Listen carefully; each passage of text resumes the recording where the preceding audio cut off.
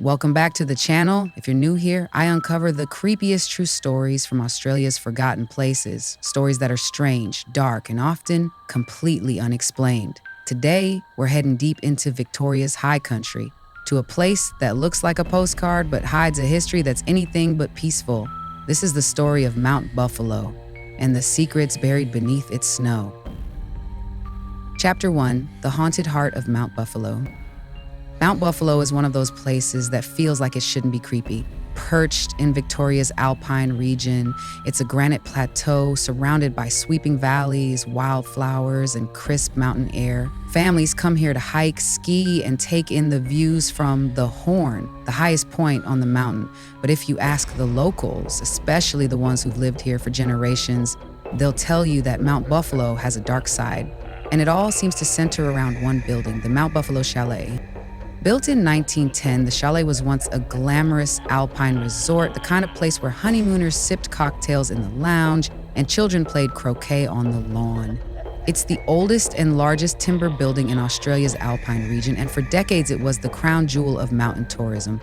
But behind its grand facades, strange things started happening almost immediately. The first documented incident occurred in 1912, just 2 years after the chalet opened. A maid named Evelyn was found unconscious in the hallway outside room 14. She had no injuries, no signs of illness, and no memory of what had happened, but she kept repeating one phrase over and over. She wouldn't let me leave. When Evelyn finally recovered, she told the manager that she'd seen a woman in a white dress standing at the end of the hallway. The woman didn't speak, didn't move, just stared. Evelyn said she felt frozen in place, unable to walk away, until she blacked out. The manager dismissed it as a fainting spell, but other staff started reporting similar sightings. A woman in white, always near room 14, always silent. Over the years, guests began to notice her too. Some claimed they saw her watching from the croquet court, her dress billowing in the wind, even when the air was still. Others heard piano music drifting through the halls late at night, even though the parlor piano had been locked for decades. One couple swore they saw her reflection in the mirror above their fireplace just for a moment before it vanished. The chalet's reputation began to shift. It was still beautiful, still popular, but there was an unspoken rule among the staff: never stay in room 14 and never walk the hallway alone after midnight. Then came the bushfire evacuation of 2003. A massive blaze had swept through the region, and authorities ordered all visitors and staff to evacuate Mount Buffalo immediately. Among the evacuees was a woman named Susan, a tourist from Melbourne who'd been staying at the chalet with her husband. As the buses lined up to take people down the mountain, Susan suddenly vanished. Her husband, frantic, searched the chalet and surrounding grounds. No one had seen her leave. No one remembered her boarding a bus. For 6 hours, she was completely missing. Then, just as the last bus was about to depart, Susan walked calmly out of the forest near Lake Catani. She was barefoot, her clothes torn, and her eyes glazed over. When asked where she'd been, she said she'd followed a man who told her he knew a shortcut. But when police questioned her further, she couldn't describe the man. Not his face, not his voice, nothing. She just kept saying, "He said he lived here. He said he never left." Susan was taken to hospital and eventually recovered, but she never returned to Mount Buffalo, and she never spoke publicly about what happened. After the fire, the chalet was closed to the public. It's been mostly abandoned since then, used occasionally for events or seasonal accommodation. But those who've stayed there in recent years say the atmosphere has changed. It's colder, quieter, and the woman in white is still there. One ranger, who asked not to be named, said he was inspecting the building in 2011 when he heard footsteps behind him. He turned, expecting to see his colleague, but the hallway was empty. Then he noticed something chilling. The air around room 14 was ice cold, even though the rest of the building was warm. He left immediately and refused to return. There's one more detail that ties all of this together, and it's something most people don't know. In 1909, just before construction began on the chalet, workers discovered a shallow grave near the site. It contained the remains of a woman estimated to be in her late 20s, with no identification and no known cause of death. The grave was unmarked, and the body was quietly removed. No police report was filed, no investigation was launched. Some believe the woman in white is her, that she was buried on the mountain and disturbed by the building of the chalet. Others think she's something older, something tied to the land itself. But one thing is certain, Mount Buffalo is not just a scenic getaway, it's a place where history lingers, where the past refuses to stay buried, and where the snow hides more than just footprints. Chapter 2, the Bogong Moth Ritual. Every year, millions of bogong moths migrate to the Australian Alps, including Mount Buffalo, to escape the summer heat. They gather in dark crevices and caves, forming dense clusters that coat the walls like living wallpaper. To most people, it's just a strange natural event, but to the First Nations people of the region, the bogong moth was sacred. For thousands of years, indigenous groups like the Wiradjuri, Wagaloo, and Garigo would travel to the mountains during moth season. They feasted on the moths, which were rich in fat and protein, and held ceremonies to honor the spirits of the land. These gatherings were peaceful, communal, and deeply spiritual, but there was one rule that was never broken: never disturb the deepest caves. Those were said to belong to the moth keeper. The moth keeper wasn't a person, not exactly. According to oral tradition, it was a spirit, part insect, part man, who guarded the sacred migration. It lived in the coldest, darkest cave on the mountain and only emerged when the moths arrived. If someone entered its cave without permission, they would be marked, not physically but spiritually. They would begin to see things, hear things, and eventually they would disappear. Most people dismissed the legend as myth. But then came the disappearance of Tommy Keene. Tommy was a senior alpine ranger known for his meticulous work and deep respect for the land. In 1997, he was assigned to inspect the Buffalo Plateau during the early stages of moth migration. He left at dawn on his snowmobile, checked in via radio at 10:14 a.m. and was never heard from again. His snowmobile was found parked near Lake Katani. The engine was cold, his helmet was resting on the seat. But Tommy was gone. No footprints, no signs of struggle, just one strange detail, a trail of dead bogong moths leading into the forest. Search teams combed the area for days, helicopters scanned the cliffs, divers searched the lake, nothing. Then on the fifth day, a volunteer named Marcus found something chilling. Deep in a crevice near the horn, Marcus discovered a small pile of moth wings, just wings, no bodies, and beneath them a torn piece of Tommy's ranger jacket. It was folded neatly as if placed there, but there were no other signs of him. The investigation stalled. No foul play, no evidence, just a missing man and a trail of dead insects. But then, a year later, something happened that reopened the case. A hiker named Leah was exploring the Buffalo Plateau during moth season. She wandered off the main trail and found herself near the same crevice where Tommy's jacket had been found. As she approached, she heard a sound like whispering, but there was no one around. Then she saw movement inside the cave. He described it as a figure, tall and thin, with elongated limbs and something fluttering behind it. She ran. When she got back to the trail, she realized her backpack was missing. She never went back.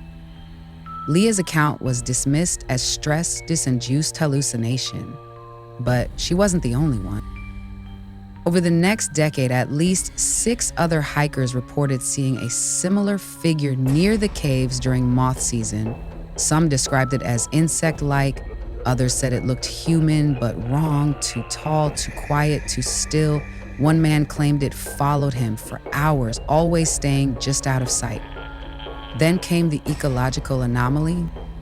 In 2013, scientists noticed a sharp decline in bogong moth populations. The migration was late, the numbers were low, and the moths that did arrive were behaving strangely, clustering in unusual places, dying in large numbers.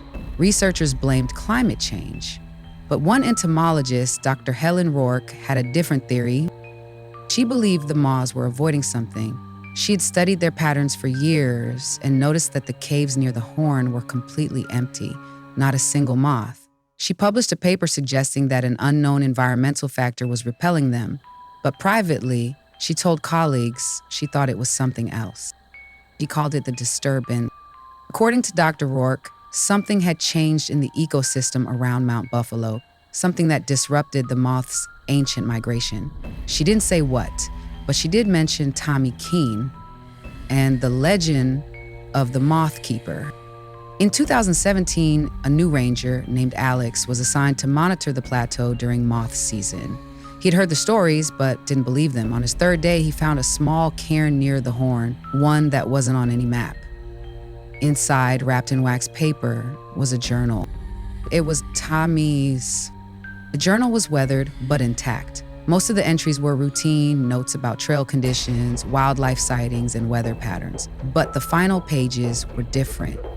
Tommy wrote about hearing whispers in the caves, about seeing moths fly in patterns that didn't make sense. He described a figure watching him from the tree line. And then the final entry: "They come when the moths rise. I saw them, I followed them, I shouldn't have." The last page contained a sketch. It showed a tall, thin figure with wings, not moth wings, something else, something wrong. The journal was turned over to authorities, but no further investigation was launched. Officially, Tommy's case remains unsolved. But among the rangers, there's an unspoken rule. During moth season, stay away from the caves, especially the ones near the horn. And if you see a trail of dead moths, don't follow it. Chapter 3, the Razorback Trail. Mount Hotham is one of Australia's premier alpine destinations. It's known for its ski fields, panoramic views, and the winding Great Alpine Road that cuts through the clouds like a ribbon. But just beyond the resort lies a trail that locals speak of in hushed tones, the Razorback. The Razorback Trail is a narrow ridgeline that connects Mount Hotham to Mount Feathertop. It's stunning, exposed, and deceptively dangerous. The weather changes in minutes, the wind can knock you off your feet, and the fog, when it rolls in, makes it impossible to tell up from down. But the danger isn't just physical. Over the past 50 years, the Razorback has been the site of multiple disappearances, strange sightings, and one incident that nearly killed a man named Derek. Derek was an experienced hiker. In 2009, he set out to complete the Razorback solo, planning to camp overnight near Federation Hut. He was well-aplecked, well-prepared, and had done the trail before, but this time something went wrong. According to his account, the hike started normally. Clear skies, light wind. He reached the halfway point by early afternoon and stopped to rest. That's when he noticed something strange. His compass was spinning. Not just drifting, spinning rapidly. He tapped it, shook it, even replaced the battery, nothing. Then his GPS failed. It showed his location as unknown. Derek assumed it was a glitch and kept walking, but the trail began to change. He described it as shifting. The ridgeline, which should have been narrow and exposed, suddenly felt enclosed. The trees were too dense, too close. And the air was silent, no birds, no wind, just stillness. Then he saw figures in the snow, not people, at least not clearly. They were tall, thin, and motionless, standing in a line along the trail facing him. Derek froze. He said they didn't move, didn't speak, but he felt something like pressure in his chest. He turned to run and collapsed. He was found hours later by another hiker, unconscious and hypothermic. Paramedics revived him and he was airlifted to hospital. The diagnosis: cardiac arrest. But Derek was 34, fit, and had no history of heart problems. Doctors couldn't explain it. When he recovered, Derek told his story. Most dismissed it as hallucination brought on by cold and stress, but he insisted the figures were real, that they were watching him, and that the trail had changed. He never hiked again. Derek's experience isn't isolated. Over the years, other hikers have reported strange phenomena on the Razorback. One woman said her tent disappeared, lifted by the wind and carried uphill against gravity. Another man claimed he lost time. He checked his watch at 2:00 p.m., walked for what felt like 10 minutes, and it was suddenly 5:30. And then there's the story of Peter. Peter was hiking the Razorback in 1995 when he lost his footing and slid down a snow-covered slope. He was uninjured but disoriented. As he tried to climb back up, he saw something in the snow, a trail of footprints. but they weren't his. They were too large, too far apart, and they led uphill. Peter followed them, thinking they might lead to help, but the trail ended at a rock outcrop. No person, no shelter, just a single object, a moth wing.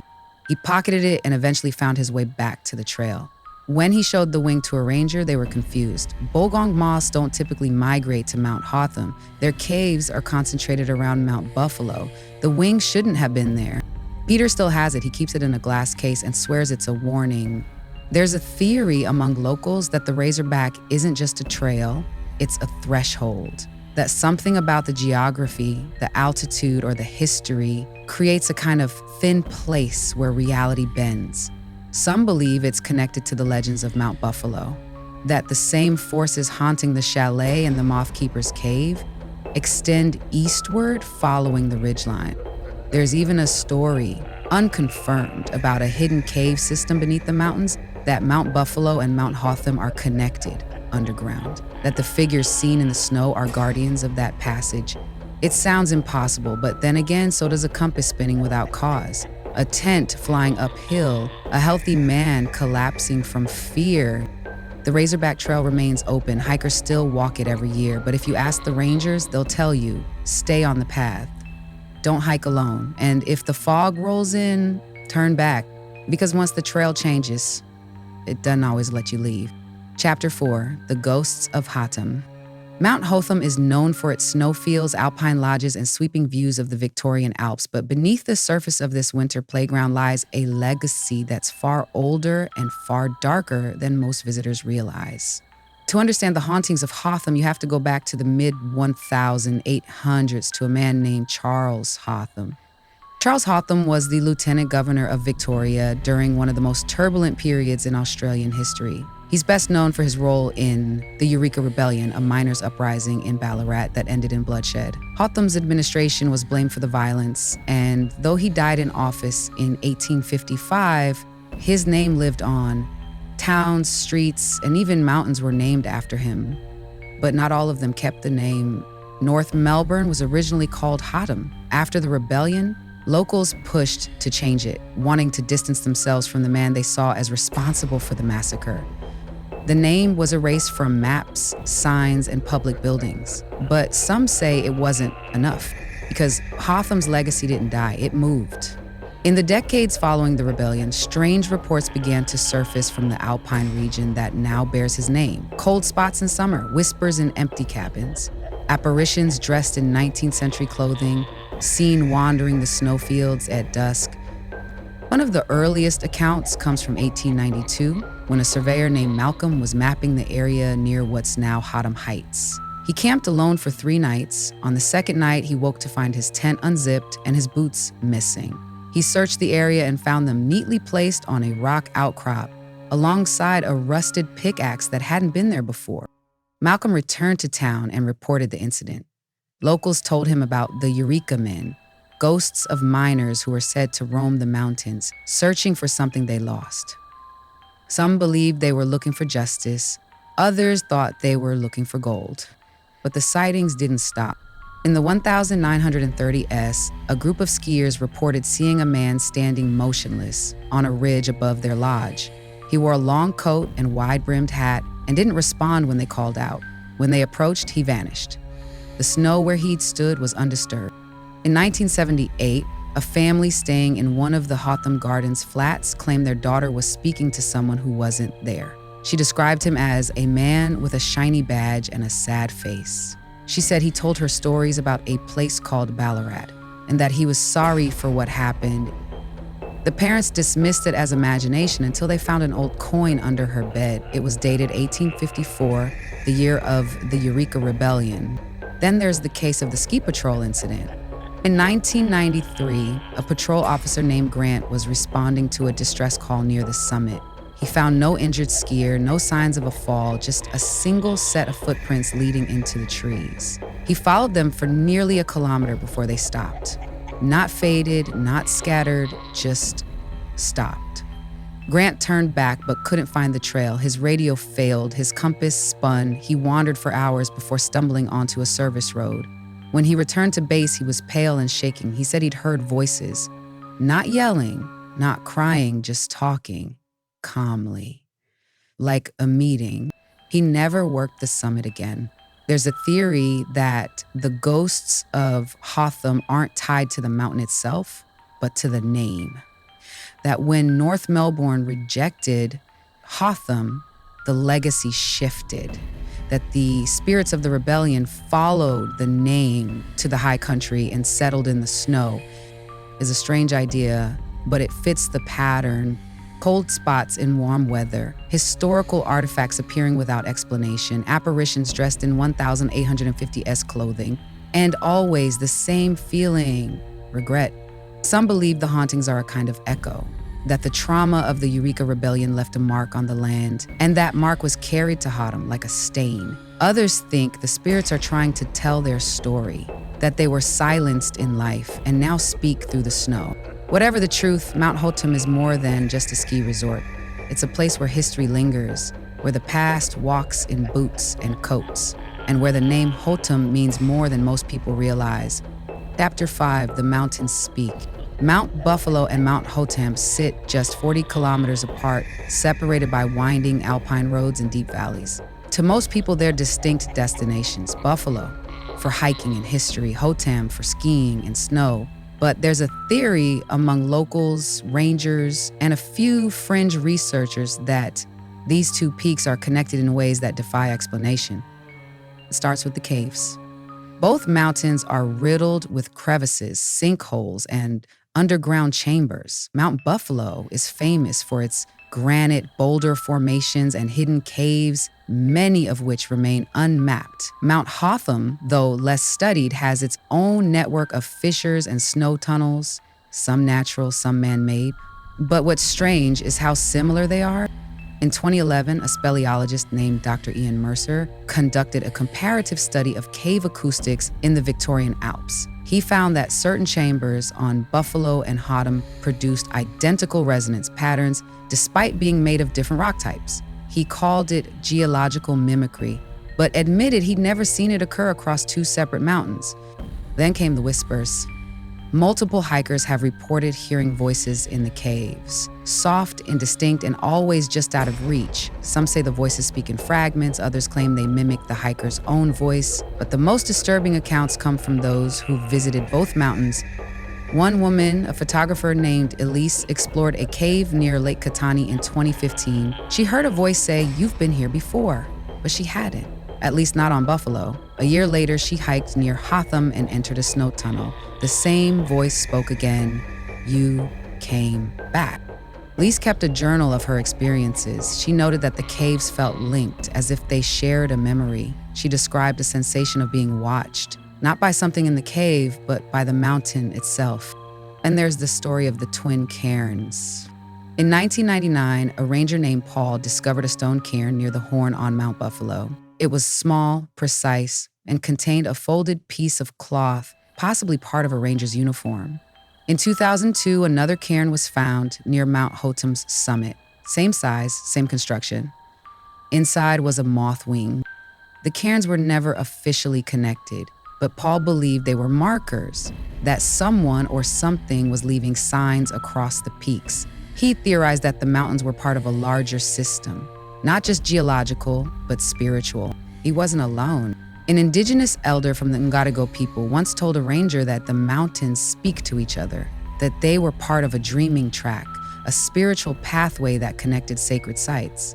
He said the moths knew the way, that they flew between the peaks, guided by something older than wind. This idea gained traction in 2018 when a drone survey revealed a pattern in the moth migration. The insects didn't just scatter, they moved in arcs, from Buffalo to Hotham, from cave to cave, as if tracing a route. But the most compelling evidence came from a man named Caleb.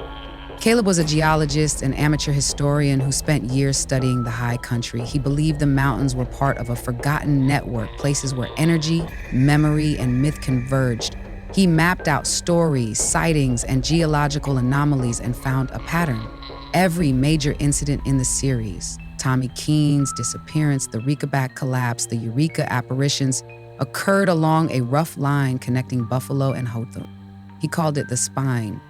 Caleb's theory was dismissed by academics, but his research caught the attention of a small group of paranormal investigators who conducted field studies in both locations. They recorded temperature drops, electromagnetic spikes, and audio anomalies, especially in the caves. One recording, taken near Buffalo's cathedral, captured a voice whispering, "He's still there." Another from Hotham's summit said he never left. The investigators believed the voice referred to Tommy Keene, that his disappearance wasn't random, that he'd crossed into something, not a place, but a threshold. The idea is chilling, that the mountains aren't just connected by rock and snow, but by memory, that they share stories, that they remember. And if that's true, then every whisper, every apparition, every trail of moths is part of a conversation, a dialogue between peaks, a warning. Because if the mountains speak, they might also listen, and if they remember Tommy, what else do they remember? Chapter 6, The Final Clue. The mystery of Tommy Keene's disappearance has haunted the high country for nearly 3 decades. A seasoned alpine ranger gone without a trace, a snowmobile left beside Lake Catani, a trail of dead bogong moths leading into the forest, and then nothing until now. In 2022, a new ranger named Joel was conducting a seasonal inspection near the Horn on Mount Buffalo. It was early spring and the snow had just begun to melt. Joel was checking cairns, stone markers used to guide hikers, when he noticed one that didn't match the others. It was older, weathered, and slightly off trail. Joel approached and found something buried beneath the stones, a wax-sealed bundle wrapped in canvas. Inside was a journal. It was Tommy's. The cover was cracked, the pages yellowed, but the writing was clear. Most of the entries were routine notes on trail conditions, wildlife sightings, and weather patterns, but the final pages were different. Tommy wrote about hearing whispers in the caves, about seeing moths fly in patterns that didn't make sense. He described a figure watching him from the tree line, tall, thin, winged. He wrote, "They come when the moths rise. I saw them. I followed them. I shouldn't have." The last page contained a sketch. It showed a humanoid figure with elongated limbs and large, tattered wings. The eyes were blank. The mouth was missing, and behind it, moths, hundreds of them, swarming. Joe turned the journal over to authorities. It was authenticated, but no further investigation was launched. Officially, Tommy's case remains unsolved. But the journal changed everything, because it wasn't the only one. 2 months later, a hiker named Mia found a second journal near Mount Hotham summit. It was smaller, newer, and unsigned, but the handwriting matched Tommy's. Inside were notes about the Razorback Trail, about figures in the snow, about caves that remember. One entry read, "The mountains speak, they remember me, I walked too far." Another, "The moths are messengers, they follow the spine." And then, "There's a door, I found it, I think it's open." The final page was blank, except for a symbol, a spiral surrounded by wings. Mia turned the journal over to local rangers. They were stunned. The handwriting was identical, but the paper was new. The ink was fresh, and the journal had no signs of weathering. It was as if Tommy had written it recently. The discovery reignited interest in the case. Paranormal investigators returned to the high country. They recorded audio anomalies, electromagnetic spikes, and temperature drops, especially near the cairns. One recording captured a voice whispering, "He's still there." Another, "He never left." Then came the drone footage. A team flying over the Buffalo Plateau during moth season noticed something strange. The moths weren't scattering. They were forming patterns, spirals, lines, arcs, and one formation captured at dusk resembled the symbol from the journal, a spiral surrounded by wings. The footage was analyzed by entomologists who called it behavioral anomaly, but the investigators believed it was a message, that the moths were tracing something, a map, a warning, or a door. There's a theory now, still fringe, still unproven, that Tommy didn't vanish, that he crossed into something, not a cave, not a tunnel, but a threshold, that the mountains opened. It's a terrifying idea, that the high country holds more than snow and stone, that beneath the peaks, something waits, something ancient, something watching. And if that's true, then Tommy's journals aren't just notes, they're breadcrumbs, a trail, a final clue. Because every year during moth season, someone goes missing, a hiker, a camper, a ranger. And every time the moths rise. And every time the mountains whisper. That was chapter 6, the final clue. If you've made it this far, thank you for joining me on this journey through Australia's eerie alpine history. Like, subscribe, and stay tuned because there are more stories coming. Until then, stay curious, stay safe, and if you find a cairn off trail, don't move the stones.